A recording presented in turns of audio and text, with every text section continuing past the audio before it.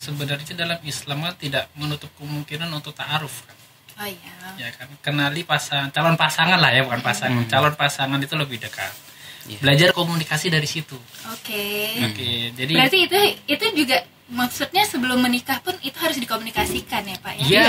Iya. Makanya ada namanya perjanjian pranikah. Ada perjanjian pranikah. Baru-baru ini juga saya sering dengar di TikTok itu Pak. Oh iya. Termasuk itu. Kalau Mbak Mimit nanti misalnya enggak mau dipoligami itu boleh. Itu boleh dibikin di perjanjian itu. Boleh. Itu di kitab Al-Mughni itu diperbolehkan. Jadi kita tidak mengharamkan poligami, tapi kita memilih untuk tidak dipoligami. Iya.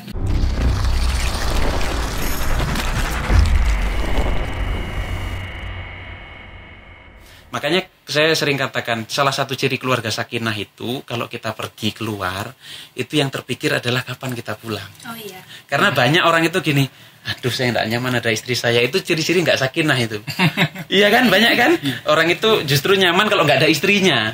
Berarti gimana kan rumah tangga ini kan bersama. Berarti itu balik ke manajemen keluarga tadi ya, ya manajemen keluarga. Berarti di sini kita ini sedikit peran suami sama istri, peran ibu, peran anak gitu Pak. Bisa ini kan nggak, maksudnya bisa dikasih tahu ke kita gitu. Idealnya seperti apa peran istri dan peran suami gitu. Supaya nih nggak menghindari kasus-kasus ini sih Pak gitu. Iya, kalau pandangan pribadi saya ya, karena saya pun lagi kuliah, jadi ada beberapa faktor sekarang kalau saya lihat, ada kalanya laki-laki jadi bapak rumah tangga, ada kalanya juga wanita yang jadi bapak rumah tangga, nggak salah. Apa ada yang salah dengan seperti itu tidak? Sebenarnya itu kayak stereotip. Gitu kan masalah pilihan. Masalah pilihan. Cuman masalahnya ada beberapa yang risih kan. Maksudnya dia dijudge seperti itu terus diomongin jadi oleh masyarakat. Misalnya nih contoh, suaminya di rumah, istrinya kerja di luar, terus ada omongan orang. Terus yang sebenarnya kalau omongan orang ini nggak didengarkan baik-baik aja sebenarnya. Kan udah sepakat nih, nggak apa-apa sebenarnya. Terus gitu kalau lihat status atau peran masing-masing ya sebenarnya tinggal disepakati dari awal. Oke, misalnya nih ada beberapa hakim kan ada yang cewek juga kan. Suaminya ada yang nggak kerja, misalnya ngambil pilihan kamu ikut saya aja lah. Swasta, mungkin kerjanya swasta. Maksudnya kerjanya fleksibel lah, nggak terikat, karena istrinya yang terikat akhirnya suaminya ngalah kan. Ada yang seperti itu, ada yang sebaliknya kayak saya nih, dulu istri saya kerja, akhirnya istri saya resign ikut saya. Sebenarnya kan itu pilihan, itu kesepakatan tadi Pak ya. Dari kesepakatan itu yang penting kita komitmen. Nyaman. Ketika saya nyuruh istri saya resign, berarti saya harus bertanggung jawab terhadap kebutuhan dia. Makanya kalau misalnya dia ada apa-apa, ngomong aja. Nah itu kan sebenarnya tinggal komunikasi, komunikasi dari awal. Jadi sebenarnya peran itu secara garis besar tidak dipatokkan seperti ini seperti itu gitu ya. Harus. Tapi yang penting kesepakatan tadi kedua belah pihak gitu ya. Dan komitmen terhadap kesepakatan itu. Oh iya benar. Itu yang penting. Jadi mau suaminya yang di rumah atau istrinya yang bekerja atau sebaliknya gitu ya. Yang penting sepakat dan berkomitmen untuk itu ya.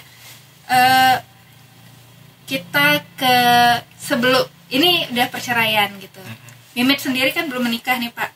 Kira-kira persiapan seperti apa sih Pak sebenarnya yang harus Mimit siapkan supaya nanti ketika menikah nggak datang nggak ketemu bapak-bapak nih. Amin. Bisa ketemu di penyuluhan. Penyuluhan bisa ya.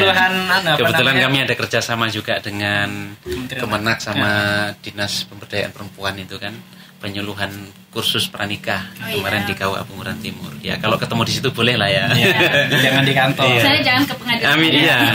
Karena kami sebetulnya lebih senang tidak ada perkara kan gitu. Karena ya hakim ini nggak ada variabel semakin banyak perkara semakin besar gajinya, nggak ada seperti itu. Jadi ya meskipun berapapun perkara masuk kami harus siap, kira-kira termasuk Desi juga sebagai pendaftar itu harus siap berapapun yang diterima kan gitu. Jadi tadi kan sempat dibahas sedikit tadi terkait dengan komunikasi dalam keluarga. Nah itu sebetulnya yang orang juga harus siapkan itu ketika menikah itu adalah persiapan bahwa kalau kita menikah itu sudah berbeda dengan kita ketika kita sendiri. Ya. Jadi ada dulu dosen saya itu, dia ketika ada orang yang konsultasi itu istrinya marah gitu, marah ke suaminya karena ketika istrinya menginginkan yang seperti ini, suaminya nggak ngerti gitu. Terus kata dosen saya, lah ibu sudah bilang belum sama suaminya? Ya saya nggak perlu bilang, kan mestinya dia tahu. Oke. Kode-kode ya iya, Pak? mestinya dia tahu gitu loh. Nah kita harus paham psikologinya laki-laki dengan perempuan kan beda. Kalau misalnya saya jalan sama istri saya, kata istri saya, katanya rumah makan Padang ini enak, itu maksudnya dia lapar, pengen mampir gitu loh. Mampir dong. Ya. Kalau misalnya saya jawab misalnya enggak lah besok aja gitu, sampai rumah saya bisa jadi didiemin kan gitu. Nah, jadi orang yang menikah baik laki-laki maupun perempuan harus belajar itu. Jadi kan negosiatif sebetulnya. Jadi perempuan tidak mungkin dia langsung memahami laki-laki, yang laki-laki tidak mungkin langsung memahami. Jadi ya itulah saling belajar tadi. Termasuk masalah handuk aja bisa jadi bertengkar loh. Kalau laki-laki kan mungkin ngambil simpelnya ya, dia buru-buru habis mandi handuknya nggak digantung lagi. Itu kan bisa kesel kalau kemarin yang sempat viral itu ngambil baju dalam lemari Pak gitu. Ngambilnya nggak diangkat dulu ya. Sempat viral juga gitu. Itu jadi ya itu artinya harus saling memahami dan ya dianggap ibadah begitu loh. Saya pun nikah sudah 7 tahun lebih begitu kan. Jadi ya terus belajar. Kemudian yang harus dipahami orang yang mau menikah, orang hidup itu tidak akan pernah lepas dari pertanyaan. Ya kan, kuliah sudah selesai, sudah kerja. Orang pasti tanya kapan nikah, ya kan? Saya sudah nikah. Orang pasti tanya sudah punya anak belum. Kalau sudah punya satu, kapan mau nambah? Itu kan sebetulnya kan orang hanya basa-basi sih. Itu kalau orang itu baper, itu jadi masalah loh. Saya kebetulan ujian saya belum punya anak. Padahal sudah lama nikahnya. Kalau saya sama istri saya tidak melatih emosi, ya emosi terus jadinya gitu. Bahkan nanti setelah anaknya besar, kapan dinikahkan, kapan punya cucu, sampai mati pun kita ditanya malaikat ya. Man rabbuka, siapa Tuhanmu? Jadi hidup kita ini tidak akan pernah lepas dari pertanyaan. Artinya kita harus siap. Jadi apapun pertanyaan orang kadang-kala kita tidak perlu dengarkan, dalam tanda kutip ya, supaya tidak mempengaruhi psikologi kita. Misal kita sudah menikah, kemudian kita ada kekurangan, orang komen, orang nikah kok makannya nggak jelas, misalnya nggak bergizi. Orang yang komentar kan nggak berkontribusi apa-apa sebetulnya. Enak-enak aja. Iya, enak-enak aja.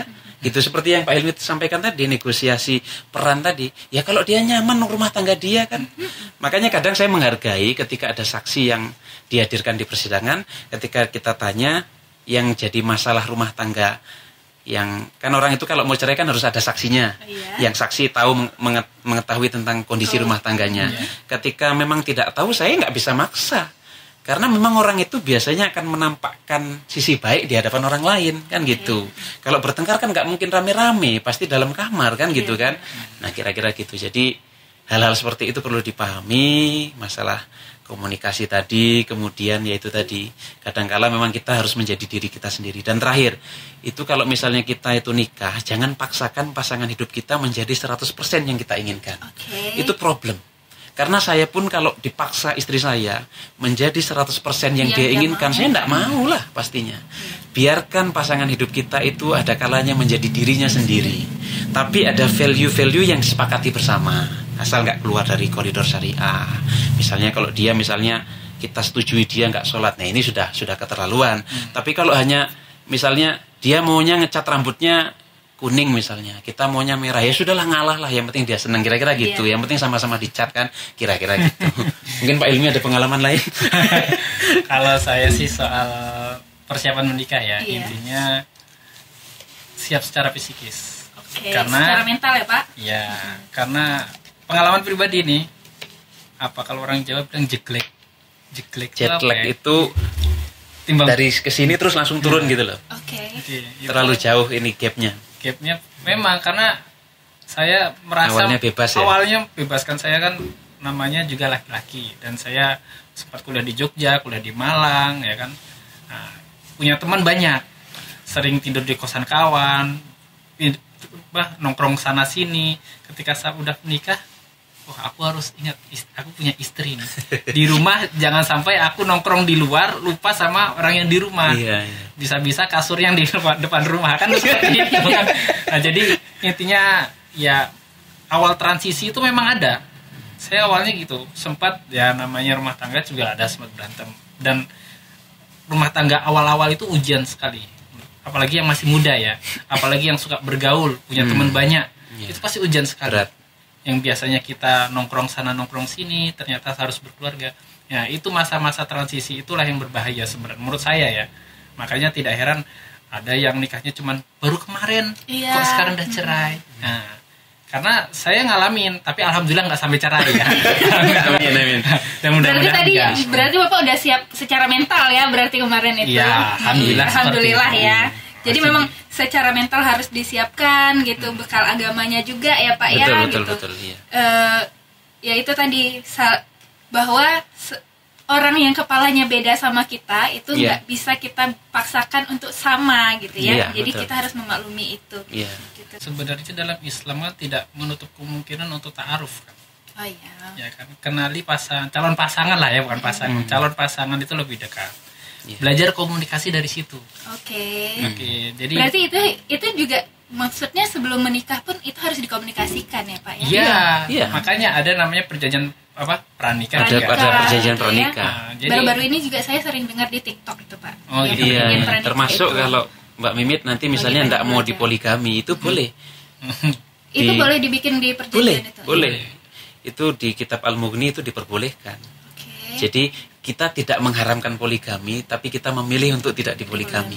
Iya. Ya karena namanya dalam dinamikanya kan kalau tidak diperjanjikan kan gitu ya.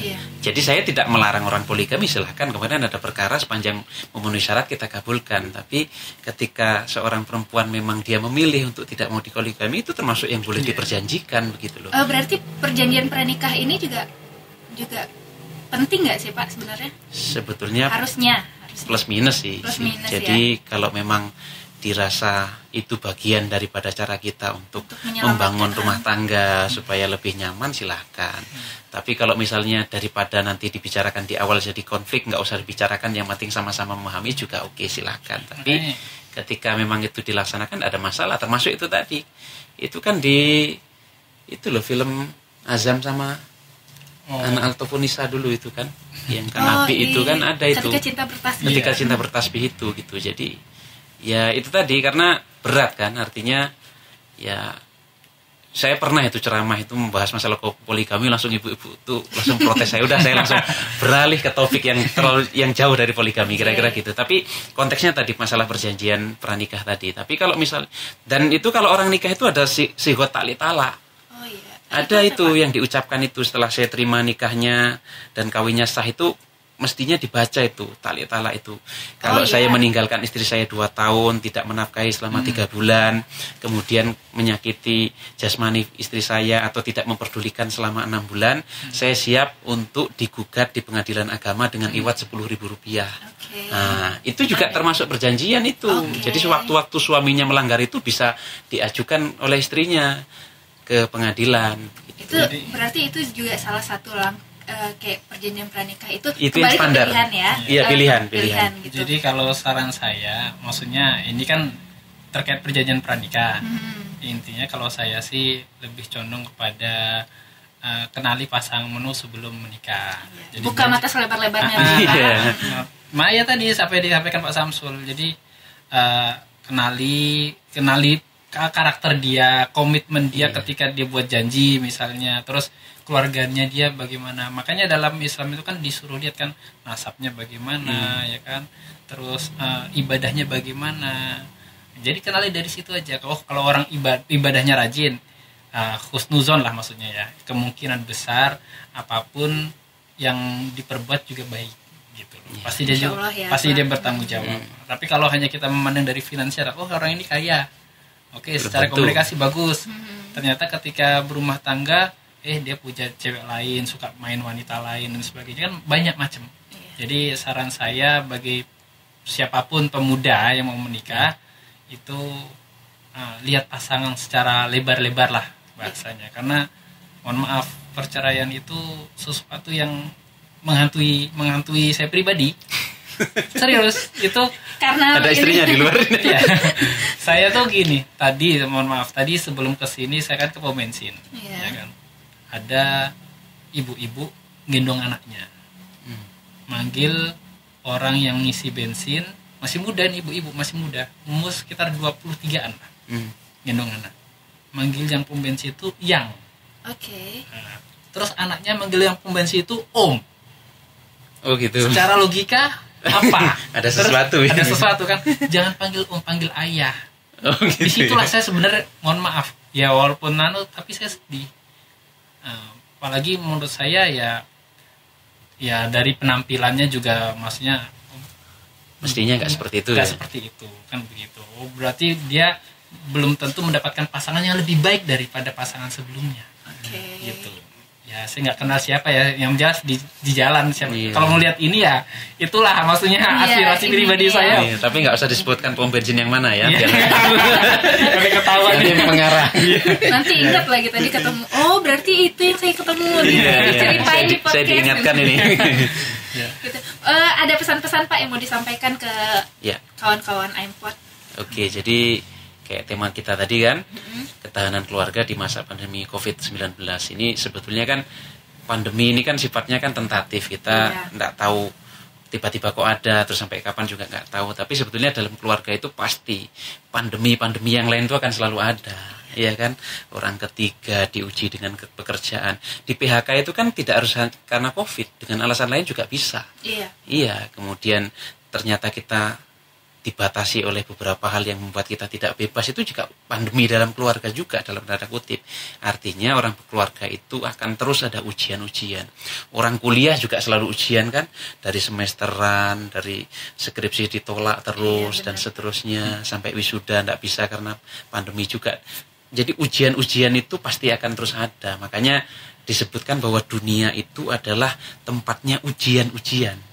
Maka jangan sampai kita itu berhenti sebelum kaki kita itu menapak ke surga, kira-kira gitu. Jadi akan terus ada ujian. Makanya katanya ustadz-ustadz itu kalau mau nggak lelah ya nanti di akhirat sudah nggak ada sholat lagi, nggak ada puasa lagi, nggak ada zakat lagi. Kalau di dunia ini akan terus lelah.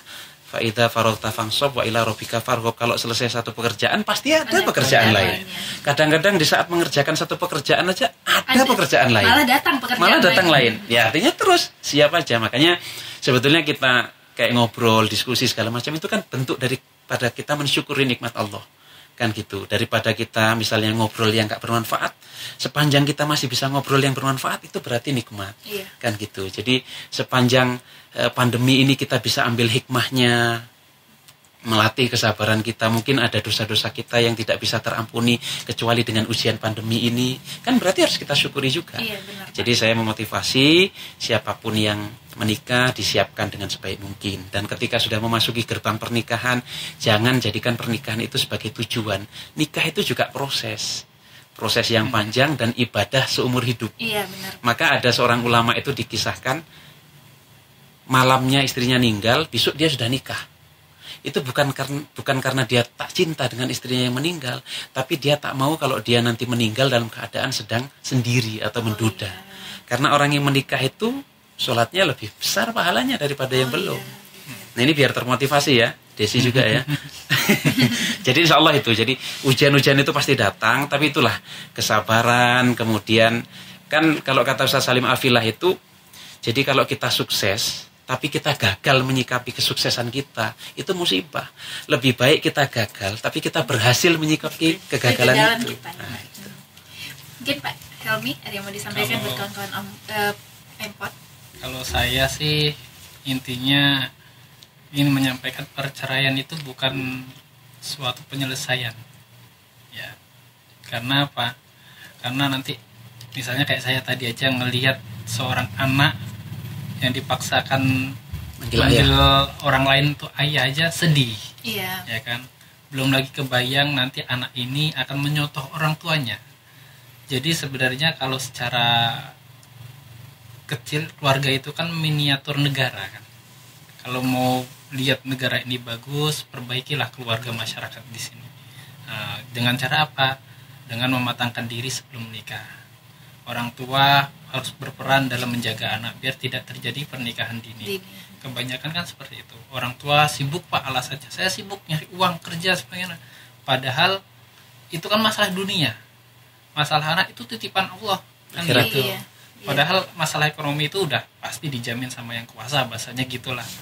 Kalau masalah anak ini kan belum jaminan. Malah diminta pertanggungjawaban. Iya, benar. Jadi ya maksud saya supaya tidak terjadi perceraian, bagi yang belum menikah matangkan diri, kenalkan pasangan dengan cara yang ma'ruf lah bahasanya kan. Ta'aruf itu kan dalam Islam kan diperbolehkan. Ya cara-cara yang dilihat pertama ibadahnya. Ya mungkin itu saja.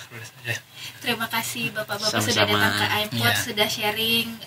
Ini pasti sangat bermanfaat buat Amin, teman-teman amin, semua, amin, buat yang amin. sudah berkeluarga ataupun yang belum berkeluarga, buat kawan-kawan mungkin yang masih pengen, maksudnya masih jauh nih mau berkeluarga, tapi ini tuh sebenarnya penting gitu buat persiapan dari kapan-kapan gitu.